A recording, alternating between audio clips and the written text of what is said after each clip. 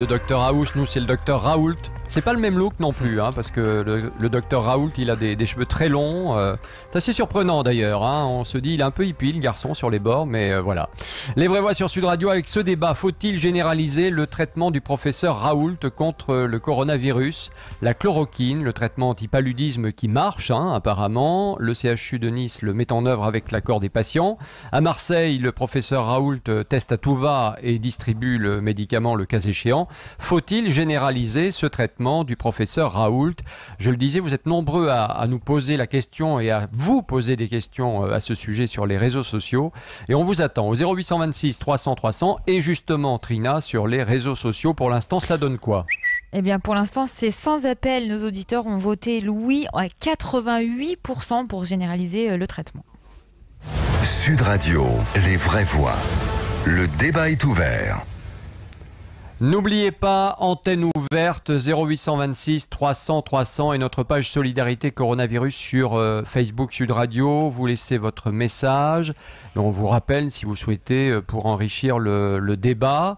Notre invité, c'est François Bricaire, infectiologue et membre de l'Académie de médecine. C'est un honneur de vous avoir avec nous, cher François Bricaire, en tout cas. Ah, on va l'avoir dans un instant. Il va falloir que le standard se réveille. Lionel Maillet est avec nous. Lionel Maillet qui est à Marseille, justement. Bonsoir Lionel. Bonsoir Christophe, bonsoir à tous. Comment ça va Lionel à Marseille? Ben ça va, il fait beau, pas de Mistral, joli week-end, tout va bien. Oh, vous avez l'air très calme, très détendu. Ben oui, ben c'est calme. Non mais lui, attends. Laura, il faut que les choses soient claires. À Marseille, c'est le week-end toute l'année. T'as le truc en fait. C'est pas comme à Nice. Hein, oui, à Nice, on travaille, c'est vrai. Oui, c'est vrai. Bon, Lionel, le professeur Raoult propose aux patients fébriles des tests pour savoir s'ils sont positifs au coronavirus. Il prescrit même de la chloroquine sans l'aval des autorités de santé, d'ailleurs en invoquant le serment d'Hippocrate. Conséquence, des dizaines de personnes ont fait la queue devant l'hôpital à Marseille toute la journée depuis ce matin. Hein. Pas des dizaines, Christophe, des centaines. 600 personnes des centaines. Cet après-midi. Ah oui. 600 personnes cet après-midi. 600 personnes. C'est le double de ce matin. C'est 5 fois plus qu'hier, puisque ça a démarré hier avec un communiqué de l'IHU qui a dit vous pouvez venir vous faire dépister, pas de problème, c'est ouvert à tout le monde et c'est gratuit. L'appel a été reçu et bien plus largement qu'à Marseille, puisqu'il y a des gens qui viennent de toute la région se faire dépister chez le professeur Raoult. Donc voilà, 600 personnes. Il y a beaucoup de gens de tout âge en fait. Il n'y a pas une catégorie particulière. Des gens qui, dans l'ensemble, respectent les consignes de sécurité. Ils sont assez espacés d'1 mètre au minimum, avec beaucoup de masques sur les visages. On entend peu de gens tousser, pas de cas graves a priori. Et d'ailleurs, une fois qu'on a réussi, au bout de 3 à 4 heures d'attente, à rentrer dans cet IHU, qui, je le rappelle, est l'Institut hospitalo-universitaire de Marseille, c'est là où on traite les maladies infectieuses. Quand on a réussi à rentrer à l'intérieur, il y a 2 files d'attente, une avec ceux qui ont des symptômes, qui sont envoyés vers des équipes médicales, et c'est là qu'on leur fait un dépistage, et ceux qui n'ont pas de symptômes, et qui se font une espèce d'autodépistage, parce qu'on leur donne un kit de dépistage, ils se mettent dans une pièce isolée, et puis ils s'enfoncent une petite tige dans le nez, et qu'ils mettent dans un bocal, et voilà. Et a priori, on a la réponse sous 48 heures, et on reçoit un coup de téléphone de l'IHU pour nous dire si on est positif, et je crois que d'ailleurs, ça ne se passe que comme ça, c'est-à-dire que c'est uniquement pour les cas positifs qu'on est prévenu. Voilà. Lionel, qu'est-ce que vous disent les gens? Qu'est-ce qu'ils disent? Pourquoi ils y vont? Ils ont peur? Il y a une crainte qui est quand même assez énorme, évidemment. Non, mais ils se disent déjà, c'est gratuit, c'est pas loin de chez nous, c'est en plein centre-ville de Marseille, et ils entendent beaucoup parler de ce professeur Raoult en disant, mais il a peut-être raison, et ils font un peu le parallèle avec ce qui se passe en Corée en disant, il faut dépister tout le monde, et là-bas, on a vu que ça a marché. Et ils disent peut-être qu'il faut faire pareil, et c'est ce que lui fait en tout cas à Marseille, puisqu'il va évidemment à l'encontre des consignes. On sait que normalement on dépiste en priorité les personnels de santé et les personnes fragiles. Ici on dépiste tout le monde, il y a personne qui est refusé, et on se dit peut-être que c'est le meilleur moyen de savoir. Moi je veux savoir si je suis positif, et je veux savoir si dans le coin, dans mon quartier, les gens vont se faire dépister qui sont positifs. Voilà ce qu'on dit. Puis on parle aussi beaucoup de la chloroquine en disant mais il a raison aussi le professeur Raoult. parce que cette chloroquine, il faut essayer de suite, faut pas attendre. Ça fait des années et des années qu'on l'utilise, ce traitement anti-palu, dans tous les pays, et on a du recul, et aujourd'hui on nous dit non, il faut attendre, il faut faire une étude en Europe. Non, on préfère le prendre si on est positif, parce que apparemment, on dit bien apparemment, sur les 24 patients qui ont été testés à la chloroquine à Marseille, il y en a eu 75% qui au bout de 6 jours n'avaient plus de charge virale. Ça veut dire qu'on est plus contagieux, mais ça veut pas dire qu'on est totalement guéri. Attention à ça, il faut pas faire la confusion entre les deux. Ça veut dire pour l'instant qu'on est plus contagieux. Alors ils se disent c'est Marseillais, peut-être que ce professeur c'est un avant-gardiste et un précurseur, et peut-être qu'il a raison. En tout cas, vous savez qu'elle est proposée à Marseille pour les cas positifs, que si les gens le veulent, évidemment, elle n'est pas imposée, c'est les gens qui le veulent. Voilà. Merci beaucoup Lionel Maillet à Marseille. François Briquer est avec nous, bonsoir. Oui, bonsoir monsieur. Infectiologue et membre de l'Académie de médecine. Merci beaucoup d'être avec nous. C'est un honneur de vous recevoir dans Les Vraies Voix sur Sud Radio. D'abord sur les tests, pour commencer, vous venez d'entendre Lionel Maillet, notre correspondant à Marseille. Le professeur Raoult a-t-il raison d'avoir lancé ces tests à grande échelle tout d'abord ? Écoutez, j'ai pas entendu tout le reportage, mais je sais, pour avoir été en communication avec Didier Raoult, que c'est effectivement une idée qui lui est chère, et je pense qu'il n'a pas tort. Il est important de pouvoir disposer, si cela est possible, de davantage de tests pour repérer les gens qui sont porteurs de virus et éventuellement leur proposer une thérapeutique.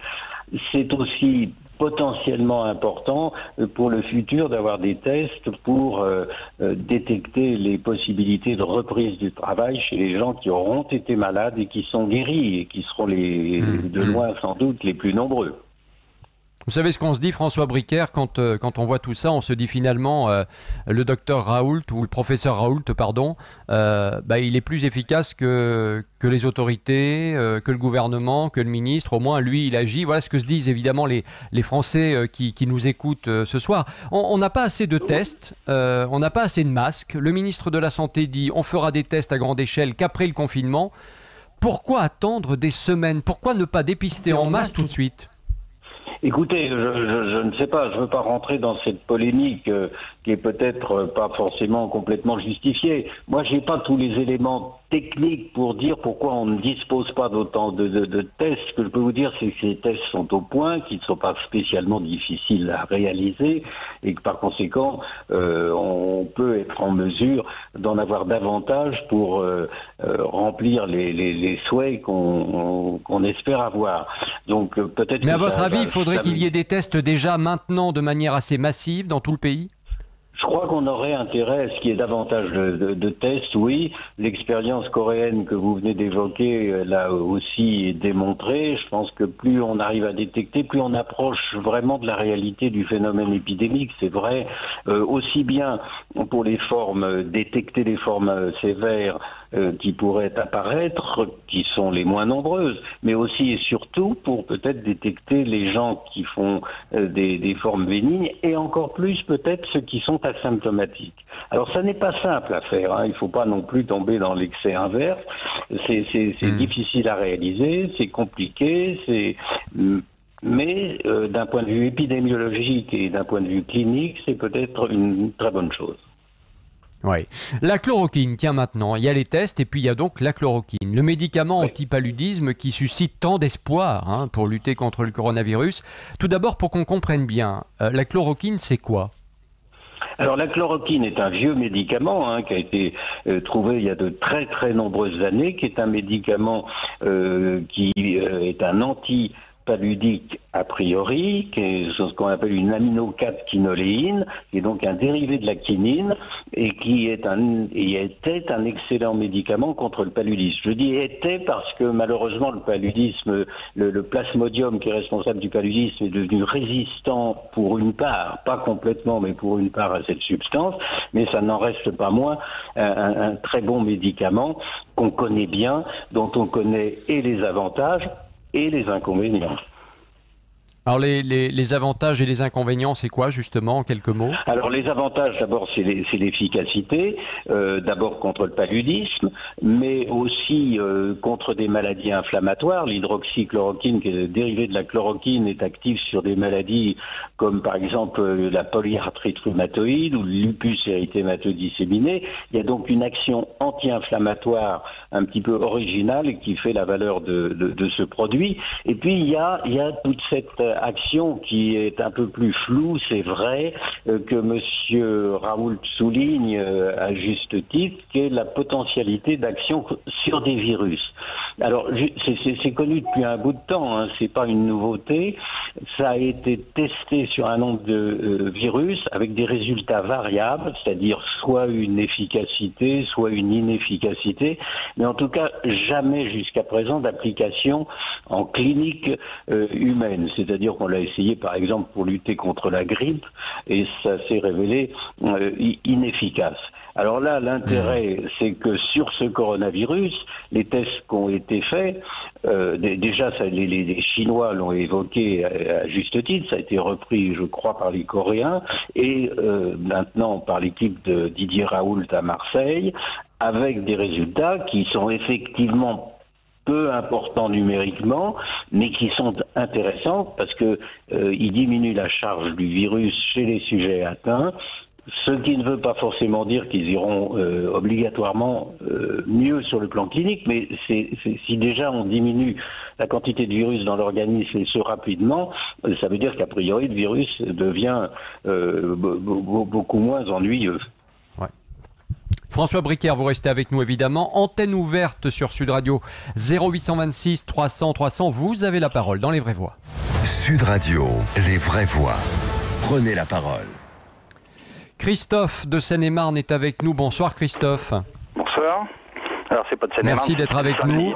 C'est de Seine-Saint-Denis. Ah pardon, Seine-Saint-Denis. Voilà. Bon, mais c'est pas très loin, c'est de l'autre côté, hein, on va dire ça comme ça.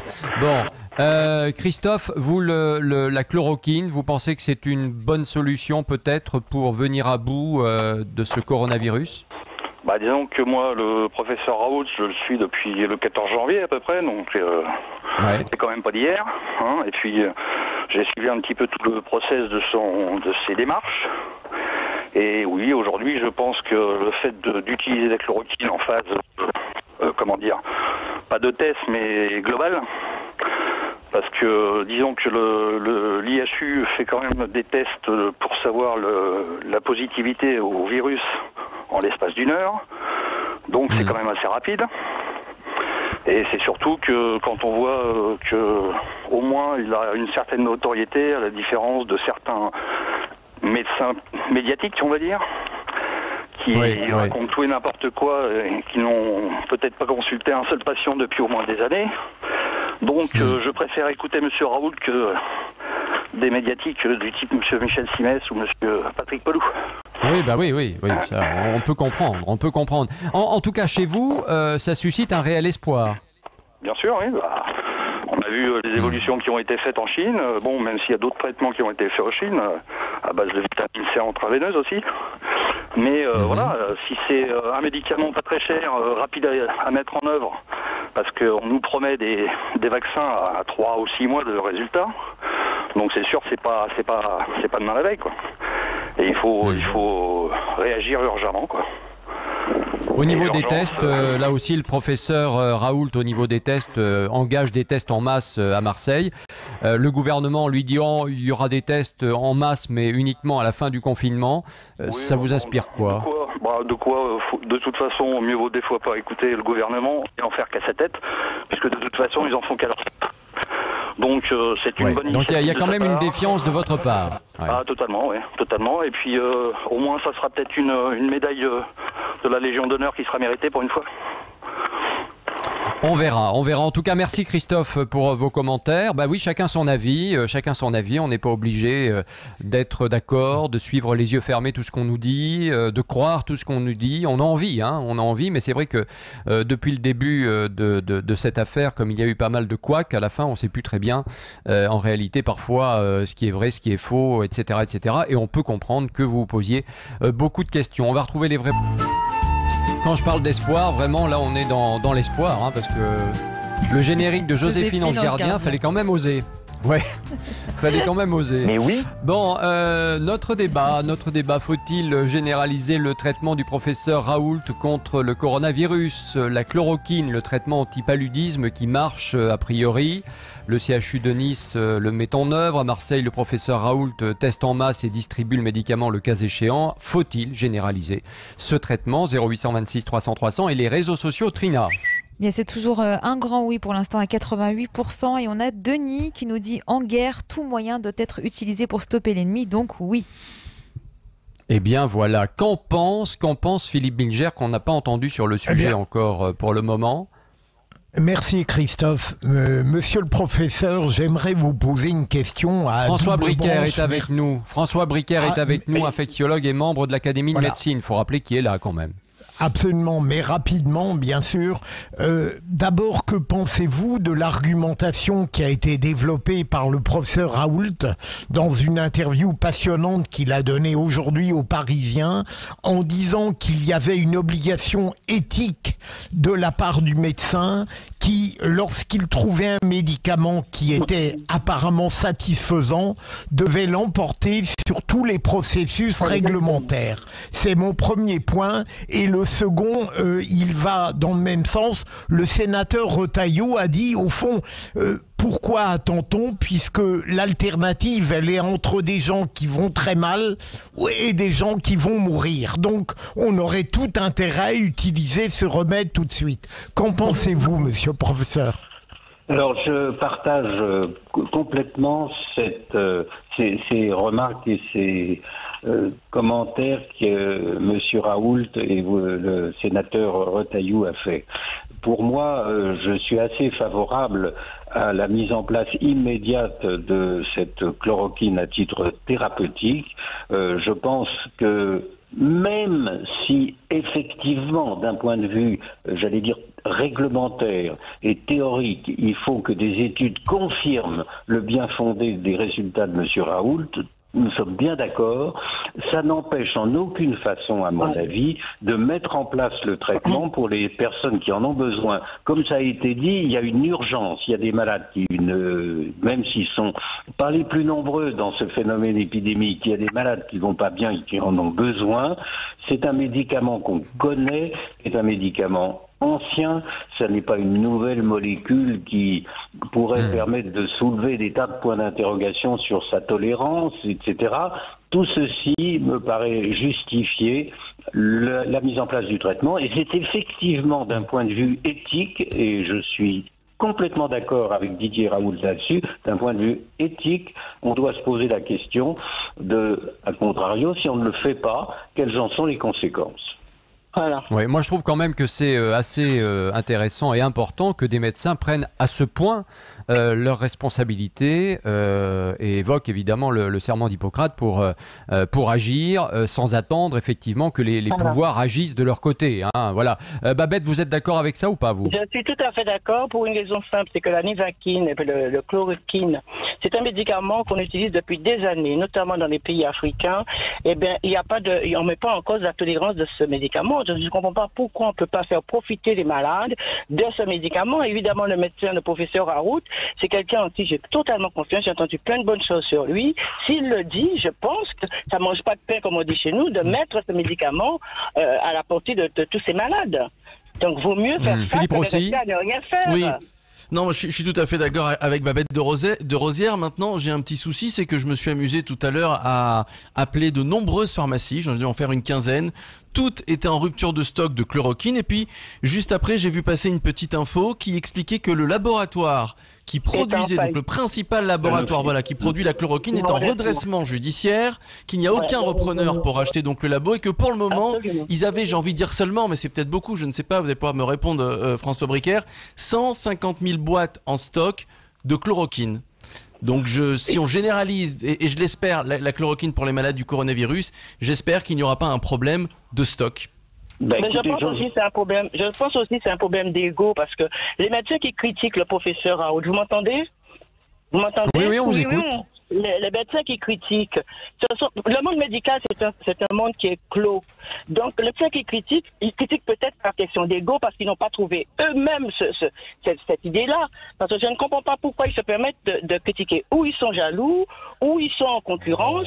Mais oui, mais je dis ce que je pense. Je suis désolé, on est en liberté. Pourquoi ils critiquent au lieu d'essayer d'améliorer et de suivre aussi le conseil du docteur Raoult? Pourquoi ils critiquent systématiquement? Non, il ne faut pas polémiquer dans cette situation. Il faut agir. Je pense, Babette, oui. s'il vous plaît, je pense qu'il y a une critique qui est faite par certains médecins parce qu'ils estiment que ça va trop vite et que le docteur ou le professeur Raoult, va trop vite en besogne. Voilà, parce qu'on n'a pas encore tous les résultats, tous les tenants et les aboutissants par rapport à la prise de ce médicament pour le coronavirus. Il va vite aussi le coronavirus. Donc si on a un moyen pour le stopper, pourquoi s'en priver? C'est ça ma question. Bon, je voudrais poser une question au docteur Bricaire et après on parlera avec Laura. Docteur Bricaire, puisque vous êtes toujours avec nous, ce que disait Philippe Rossi à l'instant, c'est-à-dire que aujourd'hui il y a une crainte sur le fait que la chloroquine, si jamais on devait intensifier la distribution, si je puis dire, qu'il n'y en ait pas assez. Est-ce que vous avez cette crainte aussi? Écoutez, je n'ai pas toutes les informations que vous venez de dire sur cette histoire de redressement judiciaire. Ce que je peux dire, c'est que je voudrais dire deux choses. La première, c'est que il faut que la distribution de cette nivaquine ou de cette hydroxychloroquine soit parfaitement réglementée, que les gens se disciplinent pour ne pas aller en chercher dans des pharmacies, que les pharmaciens ne le distribuent pas, et que ce soit vraiment bien utilisé, bien réglementé. Deuxième élément, je sais que le laboratoire Sanofi a décidé de mettre à disposition la chloroquine et l'hydroxychloroquine de façon à ce qu'on puisse en avoir. Alors, est-ce qu'il y en aura suffisamment? Ça, je suis personnellement incapable de répondre, mais en tout cas, c'est normalement un produit qui n'est pas compliqué à pouvoir fabriquer. À fabriquer, oui. Parmi les patients sur qui ça a fonctionné, il y a Laura Tenucci qui est évidemment, vous le savez, l'un des piliers de cette émission sur Sud Radio, Les Vraies Voix, de nos camarades de jeu en tout cas. Laura, vous avez pris de la chloroquine. Ça a eu un effet très rapide sur votre état de santé puisque vous étiez atteinte par le coronavirus? Oui, moi ça a eu un effet en 48 heures, j'avais plus rien. J'avais plus de symptômes. Alors moi j'avais des symptômes légers, mais mon mari avait des symptômes plus aigus. Et comme moi, au bout de 48 heures, mais on continue toujours le traitement, il n'y avait plus rien. Quand vous parliez de pénurie de médicaments, je tenais à préciser que le Plaquenil, il est produit par Sanofi, qui a mis à disposition déjà 300 000 boîtes. Avant de parler du Plaquenil, il y avait la Nivaquine, qui était un autre médicament avec plus d'effets indésirables. Alors c'est peut-être de ce laboratoire-là dont parlait Christophe Rossi, mais on n'est pas en manque a priori du médicament. Philippe Rossi s'appelle. C'est pas grave, hein, mais bon. C'est pas grave, vous avez fait un mix des deux. C'est pas grave. C'est un honneur. On change les noms. Donc non, en tout cas pour mon cas, ça a été très favorable et j'ai autour de moi effectivement Christophe, d'autres personnes qui ont été traitées avec ce protocole qui est associé, attention parce que n'allez pas acheter les boîtes de Plaquenil, c'est pas le Plaquenil tout seul en plus, c'est le Plaquenil associé, je dis ça sous le contrôle du professeur, associé avec du Zitromax, avec un antibiotique. Donc, mais Laura, est-ce que tu as eu des effets des effets secondaires indésirables?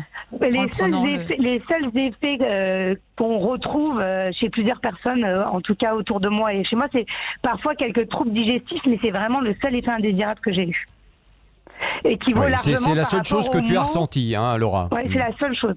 Et j'ai dans mon entourage quelqu'un qui sort de 2 cancers du poumon, qui venait d'être traité en septembre, et qui a pris également le traitement et qui 3 jours après allait beaucoup mieux alors que c'était une personne à risque. Il avait été diagnostiqué Covid-19 et il a pris le traitement. Mais j'avoue qu'aujourd'hui c'est compliqué quand vous parlez des pharmacies qui n'ont plus de médicaments. C'est pas vrai, il y en a plein qui l'ont mais qui ne s'autorisent pas à le vendre, comme d'autres des pharmacies qui s'autorisent à le vendre s'il y a une prescription médicale. Bien sûr, il faut qu'il y ait l'avis d'un médecin. On sait pas de l'automédication. Bah oui. François Bricaire, je vais vous redonner la parole dans un instant. Bruno nous a rejoint de Toulouse. Antenne ouverte 0826 300 300. Sud Radio, les vraies voix. Prenez la parole. Vous avez la parole dans les vraies voix. Bruno, bonsoir. Bonsoir Christophe, bonsoir messieurs, dames. Je suis heureux de vous parler. Je suis heureux aussi d'entendre le professeur dire qu'il est d'accord avec Didier Raoult. Au moins, ça lui fera aussi un soutien de poids. Parce que je pense qu'il en a bien besoin. Monsieur Raoult est quand même une sommité dans son domaine. Je veux dire, c'est quand même pas n'importe qui et il s'avance et il sait argumenter. Et je pense que s'il a proposé la Nivaquine, c'est qu'il sait que ça marche. Je veux dire, il l'a testé aussi. Et M. Bricker, certainement, me le rappellera, parce que je parle de mémoire.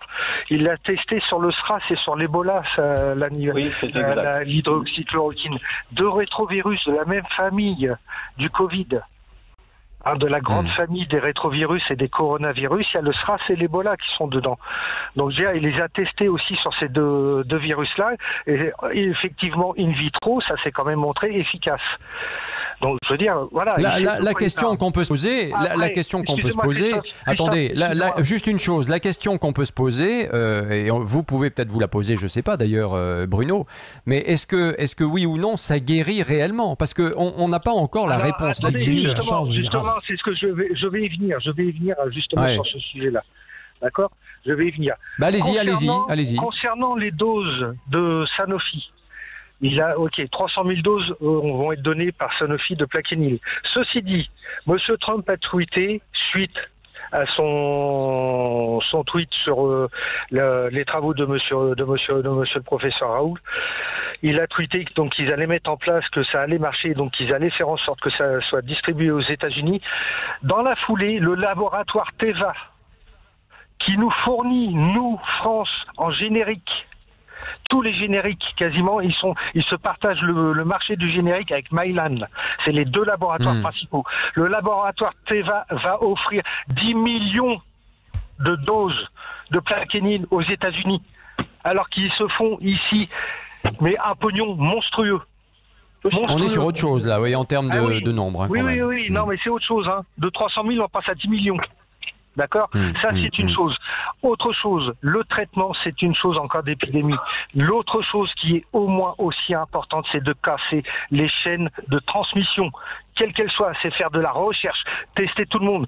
Et dès qu'on a trouvé quelqu'un, l'écarter, remonter et casser toutes les chaînes de transmission. Et pour cela, il n'y a pas 36 manières. On protège la population et tout le monde doit avoir des masques. Je parle en connaissance de cause, j'ai fait une tournée hier. Le peu de masques que j'ai reçus dans ma dotation, j'en ai donné la moitié aux buralistes, aux boulangers, aux charcutiers, parce que eux, dans leur matinée de travail, ils voient 150 à 200 personnes. Si jamais il y en a un qui le contamine, lui derrière, tous les autres, ils vont les contaminer. Et tous ces autres-là, ça va être multiplié par 3, puisque là, c'est la prévalence du virus. C'est à peu près de 3 personnes. Donc, je veux dire, François Bricker, Bruno, on va laisser répondre François Bricker. Non, excusez-moi, on va laisser répondre François Bricker. Vous n'êtes pas tout seul, Bruno. Vous n'êtes pas tout seul, Bruno. Non, je veux juste parler de solidarité.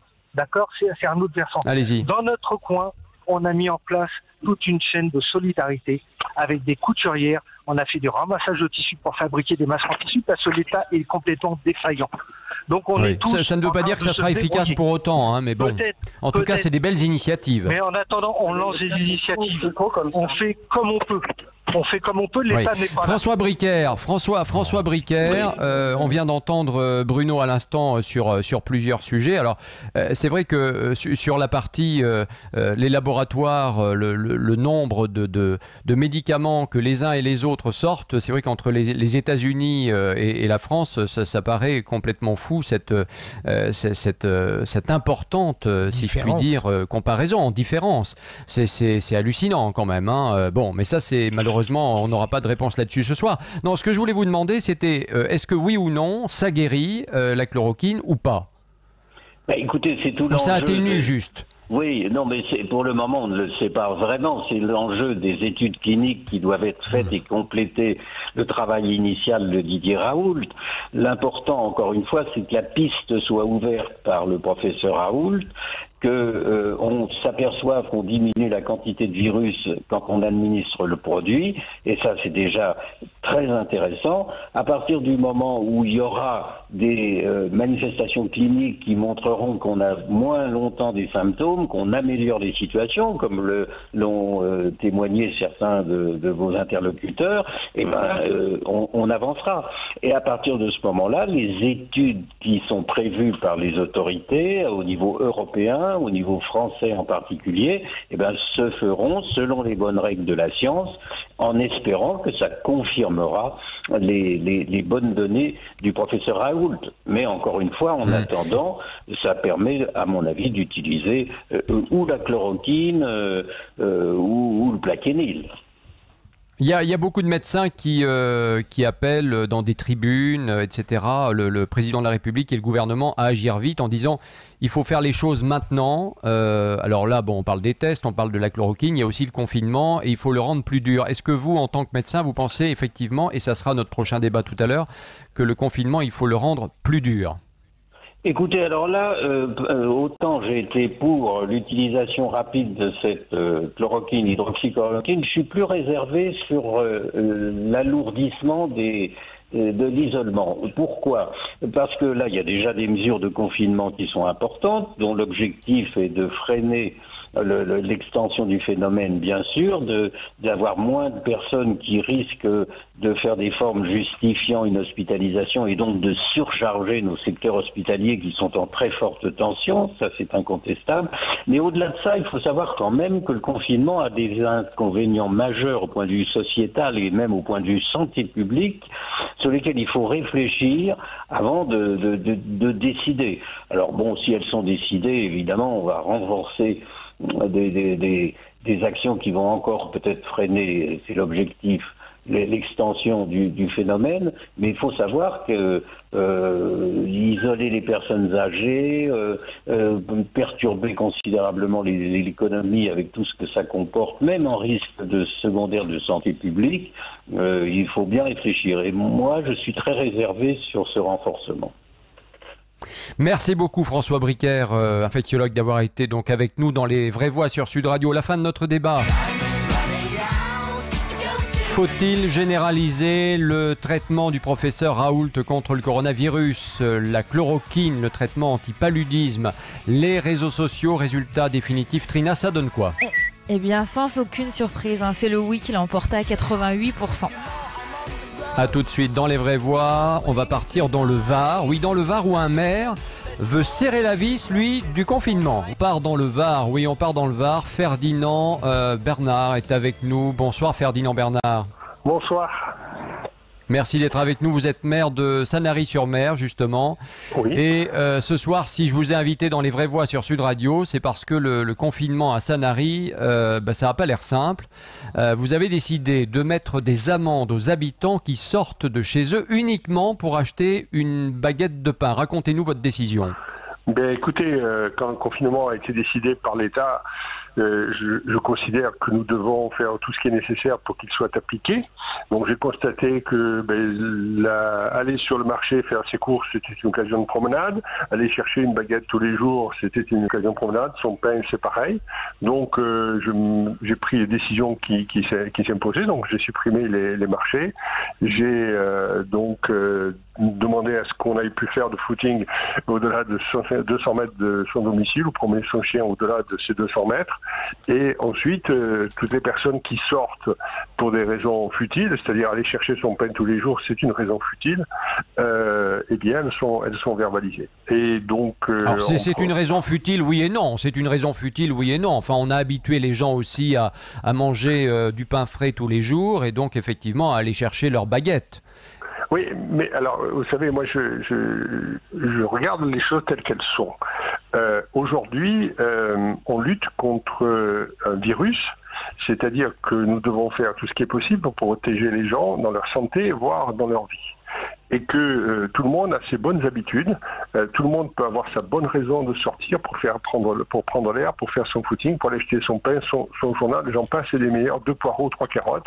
Eh bien, si vous ne considérez pas que cela est futile et que donc tout le monde peut le faire, à ce moment-là, on ne parle plus de confinement et on laisse le virus gagner du terrain et continuer à abattre. Mais Ferdinand Bernard, on est bien d'accord, vous prenez cette décision et je l'entends, évidemment, et elle est hautement respectable d'ailleurs, je trouve, mais il faut aussi se dire que le gouvernement, par exemple, quand il parle de confinement, il ne parle pas justement de l'aspect alimentaire des choses. Le fait que les gens puissent aller faire leurs courses, quand on prend le document avec lequel on doit sortir aujourd'hui, c'est bien marqué noir sur blanc. Donc on peut y aller tous les jours si on a envie, a priori. Oui, mais vous savez, je pense qu'effectivement, on pourrait considérer les choses ainsi. Quand vous allez acheter votre pain tous les jours, vous risquez de contaminer le commerçant et donc ceux qui sont autour de lui. Et si le commerçant est contaminé, il risque de vous contaminer et contaminer les personnes qui sont autour de vous. Si vous y allez une fois par semaine, vous divisez ce risque par 7. Voilà, ainsi vont les choses. Après, si le gouvernement hésite à prendre des décisions, si le gouvernement manque éventuellement de courage pour les prendre, eh bien, je pense que là, il se trompe. Philippe Bilger, vous vouliez poser une question, je crois. Oui, monsieur le maire, je comprends tout à fait votre point de vue et je trouve que votre fermeté est très cohérente. Mais simplement, je me souviens de ce qu'a dit le professeur Bricaire tout à l'heure, qui n'était pas partisan d'un confinement total parce qu'il craignait trop de brisures dans la vie sociale et notamment dans le cours de l'existence des personnes âgées. Est-ce que vous avez pris en compte cet argument ? Mais vous savez, je vous cache pas que pour nous, on y passe beaucoup de temps à la réflexion et puis après il y a le temps de la décision. On a essayé, je dis bien on a essayé, c'est un verbe que j'emploie souvent, de réfléchir à toutes les situations, en particulier les personnes âgées, y compris on est allé jusqu'à se préoccuper des quelques SDF que nous avons sur le territoire de la commune. Donc on a mis en place une plateforme téléphonique qui est ouverte tous les jours, 7 jours sur 7. On a le CCAS qui est en permanence en alerte aussi. Donc on essaye, si vous voulez, de prendre en compte tout cela.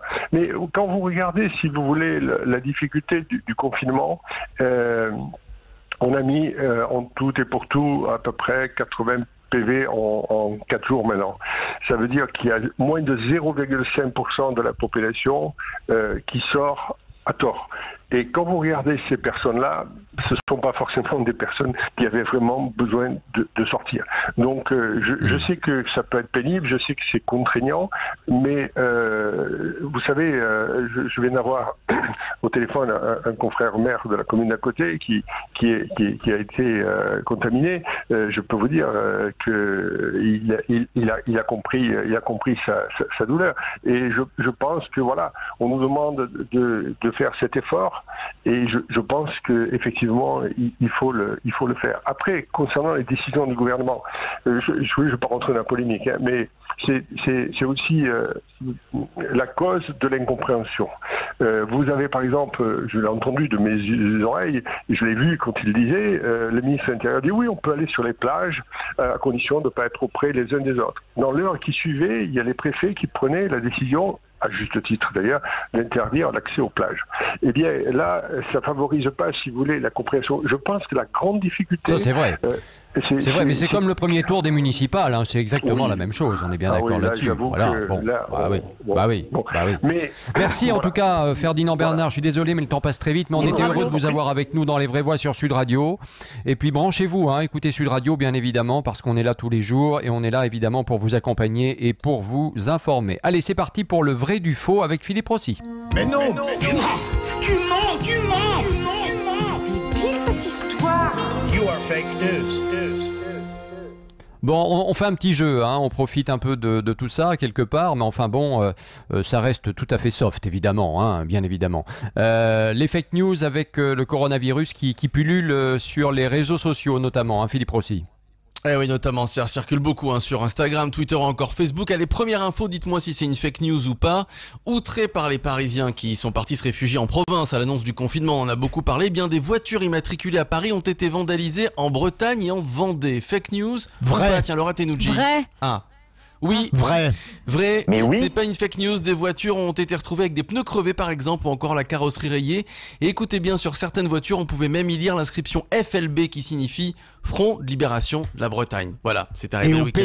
Et ça pose d'ailleurs beaucoup de problèmes, puisqu'on a appris hier qu'en Vendée, il y avait de plus en plus de cas de coronavirus, par exemple, parce que justement, des gens qui étaient à Paris ont pris la poudre d'escampette la semaine dernière, en début de semaine dernière, pour passer au mieux leur confinement. Sauf que quand on fait ça, eh bien, il y a un risque d'être contaminant, et malheureusement, c'est ce qui est en train de se passer. Et ça s'est passé aussi en Italie, d'ailleurs, il y a déjà quelques semaines.